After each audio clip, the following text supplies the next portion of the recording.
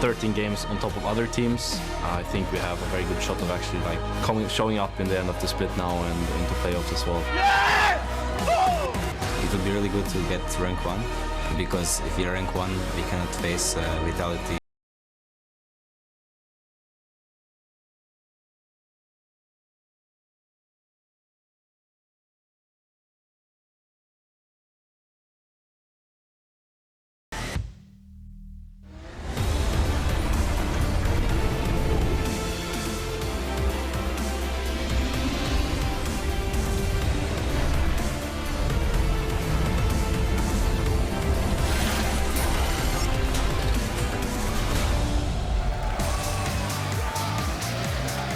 Hello and welcome to the final day of the 2016 European LCS Spring Split. Right there you see H2-What, H2K and Elements, and we're coming to you live from our studio here in Berlin, Germany for the last day of games. And there's the Uni-Cheer squad, because you know the Unicorns of Love always have something prepared to fire up their troops. And with just one game left for each team, it is the last chance to make a mark in the standings. Hello, I'm EpicSkillshot here to cover all of today's high-stakes action with James Tress O'Leary and Martin de Fisho Lunge. I just discovered that I'm quite hyped myself, and on the last day of the Spring Split, G2, as we heard from them there, is riding high in first place. They have locked that buy spot, of course, because they are top 2. H2K and Vitality could still get it. Then there's the race for 4, 5, 6, 7. So many interesting races going on. Yeah, and we obviously so far were wrong in our predictions of putting H2K first, because both. G2 now looking like the team who will take first place, and honestly they fully deserve it, because this team, they came in a surprise us week 1. We said okay, let's wait and see. We want to see more consistency, we want to see them fix some of the issues. They've honestly managed to do that, and right now they are looking so strong. Yeah, they're looking a lot stronger. You may not have been so hot with your predictions on things. There's still time for things to change. Nevertheless, there's still options to move. I'll be right or 4th place, well, I think. Will you be I got right? number 7. Yeah. I was going to say, will you be right in number 7 right now, though? Because that's the fight, really. Elements picking up an important win yesterday, and now they're a game up on Splice. So basically that 7th spot, the safe spot, looks to be in Elements' hands if everything goes the expected way today. But that wasn't the case yesterday. Yeah, well, I mean, we made a lot of assumptions, but then yesterday was absolutely crazy. It was almost opposite day. So many upsets. Elements beat Fnatic, as you said. UOL ended up beating H2K. Rocket beat Vitality, now has a 2-0 over that team, even though it might have been more useful to have the 2-0 over some of the other teams, but a win is a win. Exactly, and Rocket right now are chasing Splice, and they can potentially tie them and then play for number 8, so seeding coming into the promotion tournament for Rocket. And what a game yesterday. I mean, we always feel like Rocket has potential. We just never feel like we really get to see them unleash their full potential.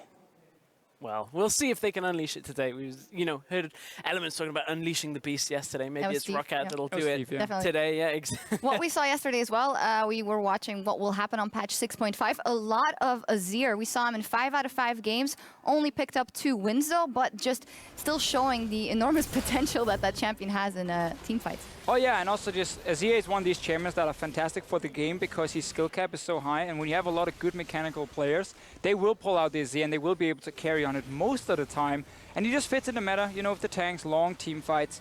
There's a lot of other picks though that kind of either fell out of the favor or has now stepped up to like almost 100% pick ban rate. Yeah, we were looking at it just a few minutes ago. It's a bit surprising when Nautilus actually wasn't picked up and at all. He did take a small hit on this patch, but we were expecting him to still be there. It's like crashed completely. It's like 15 to 20 damage off his Z. Yeah. It's like 0% pick rate. Yeah. Ban rate. Completely gone. Cogmore, another patch now where Europe haven't been touching Cogmore, even though this time another nerf hit him. So Azir's there. What else is going to be there this time? Poppy was picked in every game and first rotation in 4 of the games. So I mean, she's the new queen, I guess, of the top lane. Yeah, maybe. Again, yeah, she was always there, but now she's pushed Nautilus out of the way, and she's number 1. Yeah, we'll see what happens today, because we'll start the spring's final 5 matches in just a few minutes with H2K versus Elements. Later on, G2 will face the Unicorns of Love, and our match of the week between Origen and Fnatic. Very important implications. If Origen win, they lock in 4th.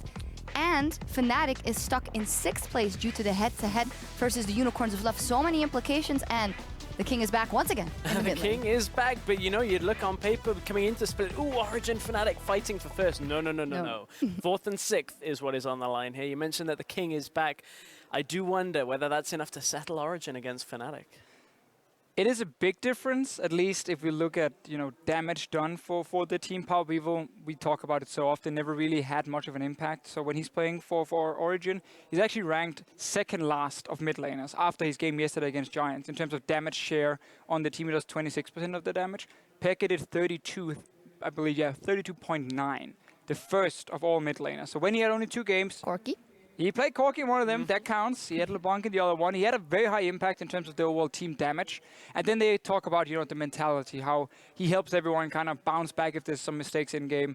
And that's what he needs to offer today if they want to beat Fnatic. Yeah, exactly. The one thing, unfortunately, he won't be able to offer, unless he's been practicing a lot, is going to be that Azir. It was a little underwhelming the last time we saw him bust it out. It was bad. Oh, the guy's had like 3 months off. Let's see if... Yeah, no. I mean, sure, he didn't play last week, but when he did play back in playoffs... That's what I mean. It's been a long time since then. I'm going to give him a little benefit of the doubt. See if he's practiced. We'll see if he pulls out the Shurima. In any case, with a very real possibility of tiebreaker matches in our future, it is important to note that we may have extra games on the horizon. And depending on the number of games required and the teams playing, the tiebreakers will be played out either today or on Monday. But of course, we will keep you posted as everything evolves here, because with all the upsets we had, we obviously can't say in stone how everything will go today. Everything can happen. And later on today, we will be joined by Fnatic's man in the mid lane, and we wanted to extend his expertise to you.